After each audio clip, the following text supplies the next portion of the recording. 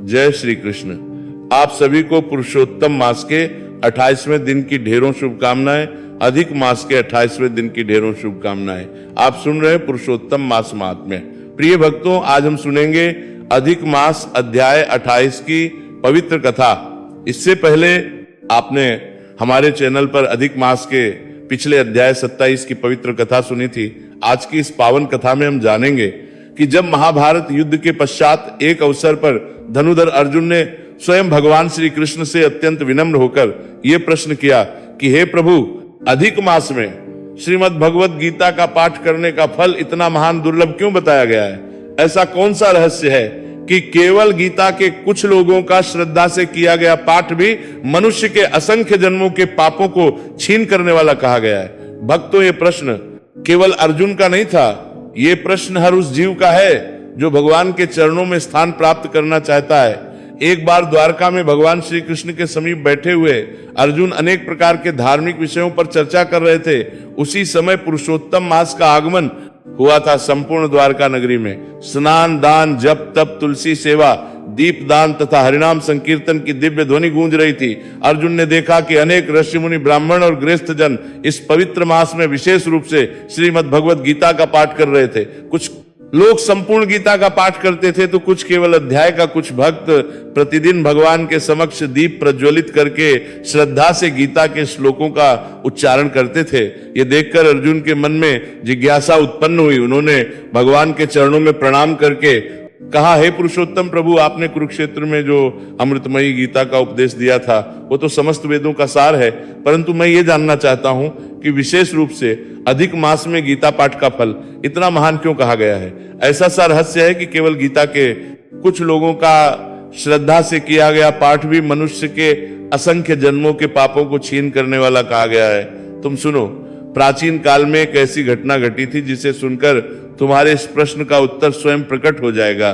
भक्तों, भगवान श्री कृष्ण ने तब एक प्राचीन प्रसंग सुनाना आरंभ किया जिसका उल्लेख पुराणों में पुरुषोत्तम मास के महात्म्य के साथ किया गया है। बहुत समय एक नगर में देव शर्मा नाम के एक ब्राह्मण रहते थे। वे अत्यंत विद्वान तो थे, किंतु जीवन की कठिनाइयों और गृहस्थी के बोझ ने उनके मन की शांति को छीन लिया था। घर में दरिद्रता थी, कभी भोजन मिलता कभी नहीं।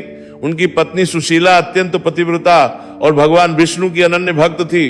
वह प्रतिदिन तुलसी माता की सेवा करती, दीप दान करती और भगवान के नाम का स्मरण करती रहती थी, किंतु देव का मन धीरे धीरे संसार की चिंताओं में उलझने लगा था। वे सोचते, मैंने इतना अध्ययन किया, इतने यज्ञ किए, फिर भी मेरे जीवन में सुख क्यों नहीं है? जरा सोचिए भक्तों, यही तो संसार का स्वभाव है। जब मनुष्य का मन भगवान से हटकर केवल परिणामों पर टिक जाता है तब चिंता बढ़ने लगती है। एक दिन नगर में कुछ संत और वैष्णव महात्मा आए। उन्होंने अधिक मास के महात्म्य का वर्णन करते हुए कहा, यह पुरुष मास स्वयं भगवान विष्णु को अत्यंत प्रिय है। इस मास में किया गया स्नान, दान, गौ सेवा, ब्राह्मण सेवा, पितरों का तर्पण, तुलसी पूजन, दीप दान तथा श्रीमद् भगवत गीता का पाठ अनेक गुना फल देने वाला होता है। संतों की वाणी सुनकर सुशीला अत्यंत प्रसन्न हुई। उसने अपने पति से कहा, स्वामी, इस बार हम दोनों श्रद्धा पूर्वक पुरुषोत्तम मास का पालन करेंगे। किंतु देव शर्मा निराश स्वर में बोले, हमारे धन कहाँ है? बड़े बड़े अनुष्ठान कैसे होंगे? दान कैसे देंगे? तब सुशीला ने अत्यंत विनम्रता से कहा, यदि धन नहीं है तो क्या हुआ? भगवान भाव के भूखे हैं। हम प्रातः काल स्नान करेंगे, तुलसी माता को जल अर्पित करेंगे, गौ माता की सेवा करेंगे, ब्राह्मणों का सम्मान करेंगे और प्रतिदिन श्रीमद् भगवत गीता का पाठ करेंगे। भक्तों, आप समझ रहे हैं, जहां होती है वहां साधनों की कमी बाधा नहीं बनती। पुराणों में बार बार कहा गया है कि भगवान को बाहरी वैभव से अधिक भक्त का निष्कपट प्रेम प्रिय होता है। सुशीला के आग्रह पर देव शर्मा ने भी पुरुषोत्तम मास का व्रत धारण कर लिया। प्रतिदिन ब्रह्म मुहूर्त में दोनों पवित्र नदी में स्नान करते, घर लौटकर भगवान श्री हरि के सम्मुख दीप प्रज्वलित करते, तुलसी माता की परिक्रमा करते को हरा चारा खिलाते, जितना संभव होता उतना अन्न, निर्धन और ब्राह्मणों को अर्पित करते। फिर दोनों बैठकर श्रद्धा से श्रीमद् भगवत गीता का पाठ करते। धीरे धीरे उनके घर का वातावरण बदलने लगा। पहले जहां चिंता और उदासी रहती थी वहां भगवान के नाम का मधुर गान सुनाई देने लगा। देव शर्मा के हृदय में भी अद्भुत शांति आने लगी। एक दिन गीता के 9वें अध्याय का पाठ करते हुए उनके नेत्रों से आंसू बहने लगे। उन्होंने कहा, आज तक मैं केवल कर्मों का फल चाहता रहा, किंतु मैंने कभी भगवान के प्रेम को समझने का प्रयास ही नहीं किया। सुशीला ने कहा, स्वामी यही तो गीता का उपदेश है, सब कुछ भगवान को समर्पित कर देना ही सच्ची भक्ति है। उसी नगर में एक धनी सेठ भी लेता था, उसका नाम धनपाल था। उसके पास अपार धन था, किंतु भगवान के प्रति श्रद्धा नहीं थी। जब उसने देखा निर्धन ब्राह्मण दंपति अत्यंत प्रसन्न रहने लगे हैं, तो उसके मन में आश्चर्य उत्पन्न हुआ। वो सोचने लगा, इनके पास तो कुछ भी नहीं है, फिर भी इनके मुख पर इतनी शांति कैसे है। एक दिन वो स्वयं उनके घर पहुंचा। उसने देखा कि एक छोटा सा दीपक जल रहा है, भगवान के समक्ष तुलसी दल रखे हुए हैं और देव शर्मा तथा सुशीला अत्यंत श्रद्धा से गीता का पाठ कर रहे। वो दृश्य देखकर सेठ धनपाल के मन में भी कुछ परिवर्तन होने लगा। भक्तों, गीता की महिमा है जो स्वयं भगवान के मुख से निकली हो, वो केवल शब्द नहीं होती, वो तो जीव के हृदय में सोई हुई भक्ति को जागृत करने वाली दिव्य गंगा होती है। उस दिन से धनपाल देर तक वही बैठा रहा। गीता के श्लोक सुनते सुनते उसकी आंखें नम हो गई और उसी क्षण उसके जीवन में भी एक नया अध्याय प्रारंभ होने वाला था। उधर द्वारका में भगवान श्री कृष्ण एक कथा सुनाते हुए अर्जुन की ओर देख रहे थे। अर्जुन अत्यंत ध्यान पूर्वक प्रभु के श्रीमुख से निकल रहे थे, प्रत्येक शब्द को सुन रहे थे।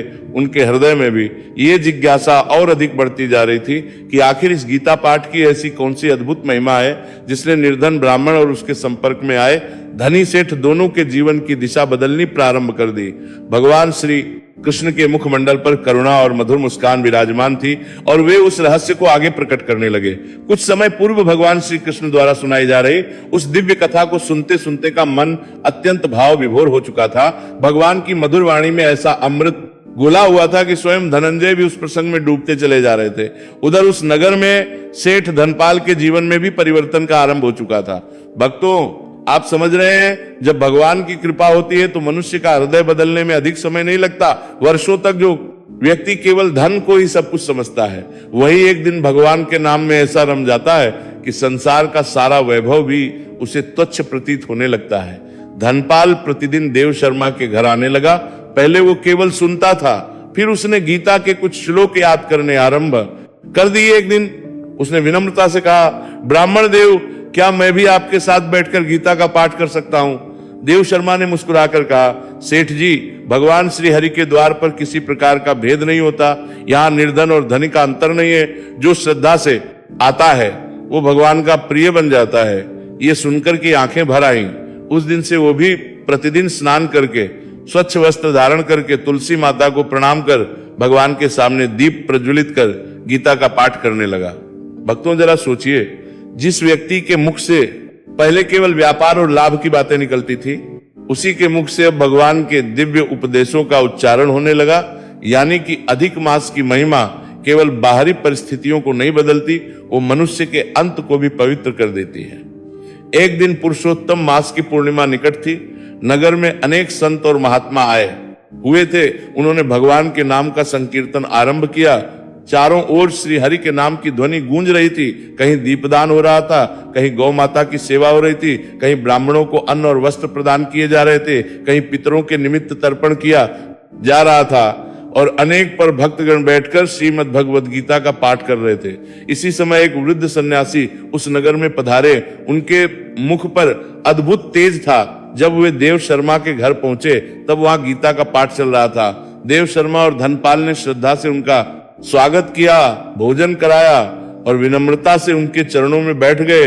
वृद्ध सन्यासी ने कहा, वत्सों, तुम लोग प्रतिदिन गीता का पाठ करते हो, इससे मैं अत्यंत प्रसन्न हूं। तब धनपाल ने हाथ जोड़कर पूछा, गुरुदेव, कृपा करके ये बताइए कि अधिक मास में गीता पाठ का फल इतना महान क्यों कहा गया है? सन्यासी मुस्कुराए। उन्होंने कहा, वत्स, ये रहस्य बहुत गहरा है। गीता स्वयं भगवान श्री कृष्ण की वाणी है और अधिक मास भगवान पुरुषोत्तम का अत्यंत प्रिय मास है। जब का प्रिय समय और भगवान की वाणी दोनों एक साथ मिल जाते हैं, तब उसका प्रभाव असंख्य गुना बढ़ जाता है।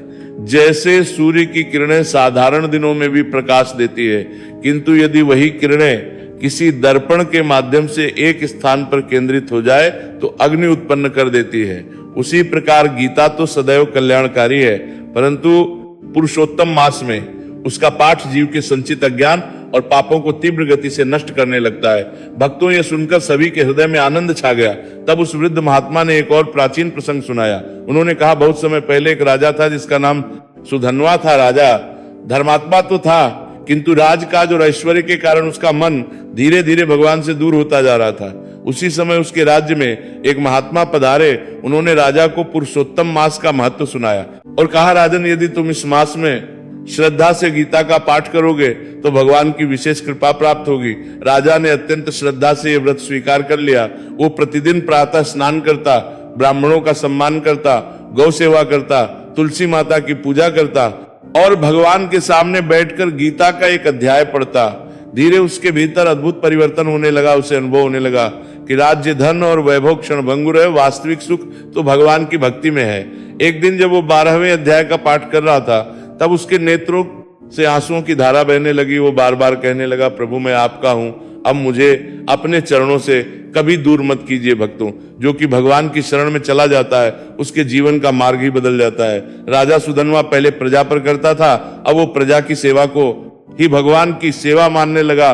उसके राज्य में धर्म बढ़ने लगा, दान बढ़ने लगा, हरि नाम संकीर्तन होने लगा, ब्राह्मणों का सम्मान होने लगा, गौशालाएं स्थापित होने लगी, तुलसी के पौधे घर घर लगाए जाने लगे और सबसे अधिक श्रीमद् भगवत गीता के पाठ का प्रचार होने लगा। वृद्ध ने आगे कहा, वत्सों पद्मा पुराण और अन्य पुराणों में पुरुषोत्तम मास को भगवान की विशेष कृपा का समय बताया गया है। जो मनुष्य इस मास में श्रद्धा से गीता का पाठ करता है वो केवल स्वयं ही नहीं बल्कि अपने कुल का भी कल्याण करता है, क्योंकि गीता मनुष्य को भगवान से जोड़ती है और भगवान से जुड़ने वाला कभी नष्ट नहीं होता। यह सुनकर धनपाल फूट फूट कर रोने लगा। उसने कहा, गुरुदेव, मैंने अपने जीवन का अधिकांश भाग धन कमाने में व्यतीत कर दिया, मैंने कभी भगवान की ओर ध्यान ही नहीं दिया। वृद्ध महात्मा ने उसके सिर पर हाथ रखकर कहा, वत्स, भगवान को बीता हुआ समय नहीं चाहिए, उन्हें केवल वर्तमान की सच्ची भक्ति चाहिए। यदि एक क्षण भी सच्चे मन से भगवान को पुकारा जाए तो पुकार व्यर्थ नहीं जाती। भक्तों, आप समझ रहे हैं, यही तो गीता का सार है। भगवान किसी के धन, रूप या पद को नहीं देखते, वे तो केवल हृदय की भावना को देखते हैं। उधर द्वारका में भगवान श्री कृष्ण ये कथा सुनाते हुए अर्जुन की ओर देख रहे थे। अर्जुन के नेत्रों में भी प्रेमाश्रु छलक उठे। उन्होंने अत्यंत विनम्र होकर कहा, प्रभु, अब मैं समझने लगा हूं कि गीता केवल एक ग्रंथ नहीं बल्कि स्वयं आपकी करुणामयी वाणी है, किंतु मेरे मन में अभी भी ये जानने की इच्छा है कि इन दोनों कथाओं का अंतिम रहस्य क्या है और इन भक्तों को आपकी कृपा किस प्रकार प्राप्त हुई। भगवान श्री कृष्ण मुस्कुराने लगे। उनके मुखमंडल पर वही दिव्य तेज प्रकट हो रहा था और वे अर्जुन के प्रश्न का उत्तर देते हुए उस गहन को प्रकट करने लगे जिसे सुनकर अर्जुन का हृदय पूर्णतः श्री हरि की भक्ति में डूबने वाला था। भगवान श्री कृष्ण की मधुर वाणी सुनते सुनते अर्जुन का हृदय प्रेम और भक्ति से भर उठा था। उनके नेत्रों में करुणा और जिज्ञासा दोनों ही झलक रही थी। भगवान भी अपने प्रिय सखा के मन की स्थिति को भली भांति समझ रहे थे। उधर नगर में वृद्ध सन्यासी द्वारा सुनाई गई राजा सुधन्वा की कथा समाप्त हुई तो सेठ धनपाल और ब्राह्मण देव शर्मा दोनों अत्यंत भाव विभोर हो उठे। सेठ धनपाल ने नम्रता से पूछा, गुरुदेव, क्या केवल गीता का पाठ करने मात्र से भगवान की कृपा प्राप्त हो जाती है? वृद्ध महात्मा मुस्कुराए और बोले, वत्स, गीता का पाठ केवल शब्दों का उच्चारण नहीं है, गीता तो के हृदय का अमृत है। जब कोई जीव श्रद्धा, विनम्रता और समर्पण के साथ उसका श्रवण या पाठ करता है तब भगवान स्वयं उसके जीवन में प्रवेश करने लगते हैं। भक्तों, जरा सोचिए, जिस प्रकार कोई बालक अपनी माता की वाणी सुनकर आश्वस्त हो जाता है, उसी प्रकार जीव जब भगवान की वाणी को सुनता है तो उसके भीतर का भय, मोह और अज्ञान धीरे धीरे होने लगता है। महात्मा आगे कहने लगे, नारदीय पुराण और पद्म पुराण में भगवान की कथा, हरि नाम और गीता के महात्म्य का विशेष वर्णन मिलता है, विशेषकर पुरुषोत्तम मास में। जब जीव भगवान के प्रिय काल में भगवान की वाणी का आश्रय लेता है तब उसकी भक्ति अत्यंत शीघ्र फल देने लगती है। इतना कहकर वृद्ध सन्यासी कुछ क्षण मौन हो गए। फिर उन्होंने, आज मैं तुम्हें एक सत्य घटना सुनाता हूं जो मैंने स्वयं अपने गुरु से सुनी थी। यह सुनकर सभी अत्यंत ध्यान से उनकी ओर देखने लगे। महात्मा बोले, एक समय की बात है, नर्मदा तट के समीप एक वृद्ध ब्राह्मण रहते थे जिनका नाम हरिदत्त था। वे अत्यंत निर्धन थे। उनके पास न धन था न कोई बड़ी संपत्ति। उनकी पत्नी का देहावसान हो चुका था और उनका एक पुत्र भी दूर प्रदेश में चला गया था। वृद्धावस्था में वे अकेले ही भगवान विष्णु की पूजा करते थे।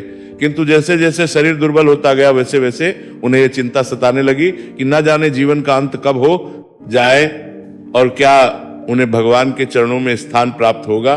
भक्तों, संसार का यही नियम है, जब मनुष्य वृद्ध होता है तब उसे धन और वैभव नहीं बल्कि भगवान का स्मरण ही सहारा देता है। एक बार पुरुषोत्तम मास का आगमन हुआ, गांव में कुछ संत पधारे। उन्होंने हरिदत्त को सलाह दी, ब्राह्मण देव, यदि आप अधिक मास में श्रद्धा से प्रतिदिन श्रीमद् भगवद गीता का एक अध्याय भी पढ़ ले तो भगवान पुरुषोत्तम अत्यंत प्रसन्न होंगे। हरिदत्त ने विनम्रता से कहा, महाराज, अब मेरी दृष्टि भी कमजोर हो गई है, मैं संपूर्ण गीता का पाठ नहीं कर पाऊंगा। तब संतों ने कहा, यदि संपूर्ण गीता नहीं पढ़ सकते तो जितना संभव हो उतना ही पढ़िए, और यदि पढ़ना भी कठिन हो तो श्रद्धा से उसका श्रवण कीजिए। भगवान भावना को देखते हैं। ये सुनकर हरिदत्त की आंखों से आंसू बहने लगे। उन्होंने उसी दिन संकल्प किया, प्रतिदिन प्रातः काल स्नान करके वे तुलसी माता को जल अर्पित करते, गौ माता को घास खिलाते, अपने पितरों के तर्पण करते, संध्या के समय दीप दान करते और फिर भगवान के सम्मुख बैठकर गीता के कुछ श्लोकों का पाठ करते। भक्तों, आप समझ रहे हैं, शरीर वृद्ध था परंतु हृदय में भक्ति का उत्साह युवावस्था से भी अधिक था। एक दिन गीता के 18वें अध्याय का पाठ करते समय वे उस श्लोक पर पहुंचे जिसमें भगवान कहते हैं कि जो सब धर्मों को छोड़कर मेरी शरण में आता है मैं उसे समस्त पापों से मुक्त कर देता हूं। उस श्लोक का अर्थ सोचते सोचते हरिदत्त फूट फूट कर रोने लगे। उन्होंने दोनों हाथ जोड़कर कहा, हे प्रभु, मेरे पास आपको देने के लिए कुछ भी नहीं है, ना धन है ना सामर्थ्य, मेरे पास केवल ये अश्रु और आपका नाम है। यदि आपकी कृपा हो जाए तो मेरा जीवन सफल हो जाए। भक्तों, जो कि भगवान को सच्चे मन से पुकारता है उसकी पुकार कभी व्यर्थ नहीं जाती। कहा जाता है कि उसी रात हरिदत्त ने स्वप्न में एक अद्भुत दृश्य देखा।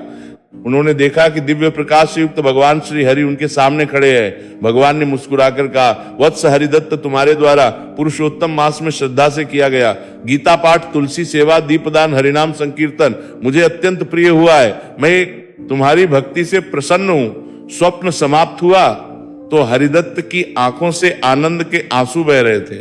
उस दिन से उनके हृदय में मृत्यु का भय समाप्त हो गया। अब वे केवल भगवान के नाम में ही आनंद अनुभव करने लगे। भक्तों, यही गीता का वास्तविक फल है। केवल सांसारिक सुख नहीं बल्कि भगवान के प्रति अटूट विश्वास और उनके चरणों में प्रेम। सन्यासी ने आगे कहा, मेरे गुरु कहते थे कि पुरुषोत्तम मास में किया गया गीता पाठ ऐसा है जैसे अंधकार से भरे कक्ष में सूर्य का प्रकाश प्रवेश कर जाए, जीव के अनेक जन्मों के संस्कार शुद्ध होने लगते हैं। यह सुनकर सेठ धनपाल रो पड़े। उन्होंने देव शर्मा के चरण पकड़ लिए और कहा, ब्राह्मण देव, यदि मैं आपके घर ना आया होता तो शायद मेरा जीवन केवल धन कमाने में ही बीत जाता। देव ने उन्हें उठाकर गले से लगा लिया और बोले, सेठ जी, ये सब भगवान पुरुषोत्तम की कृपा है, हम सब तो उनके हाथों की कठपुतली है। उधर द्वारका में भगवान श्री कृष्ण ये प्रसंग सुनाकर अर्जुन की ओर प्रेम से देख रहे थे।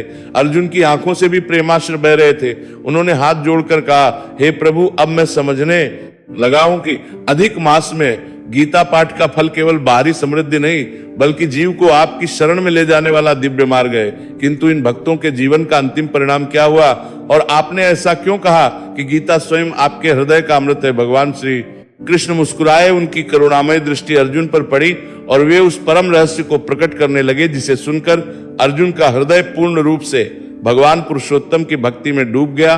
भगवान श्री कृष्ण की करुणामय मुस्कान को देखकर अर्जुन का हृदय भक्ति से भर उठा। उनके से अश्रुधारा बह रही थी। भगवान ने प्रेम पूर्वक अपने प्रिय सखा की ओर देखा और बोले, पार्थ, अब मैं तुम्हें इस रहस्य का सार बताता हूं। जिस प्रकार समस्त नदियां अंत में समुद्र में जाकर मिल जाती है, उसी प्रकार समस्त शास्त्रों का सार श्रीमद् भगवद गीता में समाहित है। और अधिक मास वो समय है जो स्वयं मुझे अत्यंत प्रिय है। इसलिए जीव मेरे प्रिय मास में मेरी वाणी का आश्रय लेता है, तब मैं उसके अत्यंत निकट हो जाता हूं। भक्तों, आप समझ रहे हैं, यानी कि भगवान की कृपा का द्वार सदैव खुला रहता है, किंतु पुरुषोत्तम मास में वो और भी अधिक सहज हो जाता है। भगवान श्री कृष्ण आगे कहने लगे, अर्जुन, जिस ब्राह्मण देव शर्मा, उसकी धर्म पत्नी सुशीला और सेठ धनपाल की कथा मैंने तुम्हें सुनाई, उनके जीवन परिणाम भी सुनो। समय बीतता गया, पुरुषोत्तम मास समाप्त हो गया, किंतु देव शर्मा और सुशीला ने गीता का पाठ नहीं छोड़ा। सेठ धनपाल ने भी अपने जीवन की दिशा बदल दी।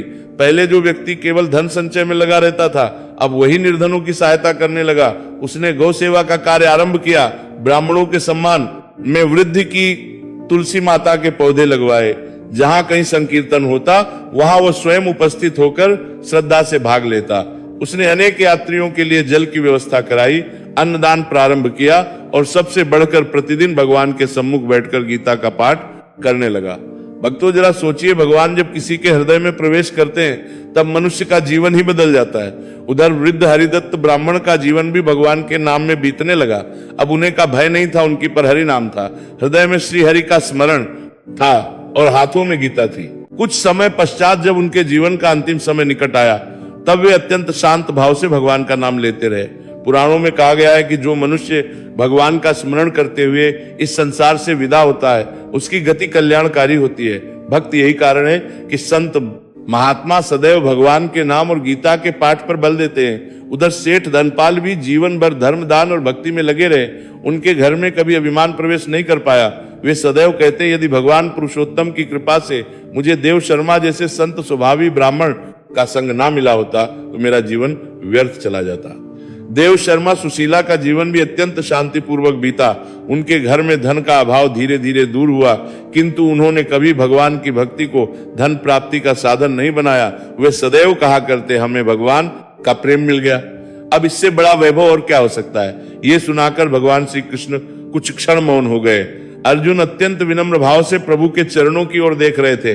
तब भगवान पार्थ तुमने पूछा था कि अधिक मास में गीता पाठ का फल इतना महान क्यों होता है। इसका कारण यही है कि गीता मेरी वाणी है और पुरुषोत्तम मास मेरा स्वरूप है। जब जीव श्रद्धा से इस समय में गीता का पाठ करता है तब उसके भीतर छिपा हुआ अहंकार, भयमोह और अज्ञान धीरे धीरे नष्ट होने लगता है। वो संसार से भागता नहीं, संसार में रहते हुए भी मुझे प्राप्त करने का मार्ग समझने लगता है। गीता केवल पढ़ने की वस्तु नहीं है, वो जीने का मार्ग है। वो निराश मनुष्य को आशा देती है, भ्रमित मनुष्य को दिशा देती है और भक्त को उसके प्रभु से मिला देती है। भक्तों यही इस संपूर्ण कथा का सार है। पद्मा पुराण, नारदीय पुराण, विष्णु पुराण और अन्य पौराणिक ग्रंथों में भगवान की कथा, हरिनाम और भक्ति को कलयुग में सबसे सरल साधन बताया गया है।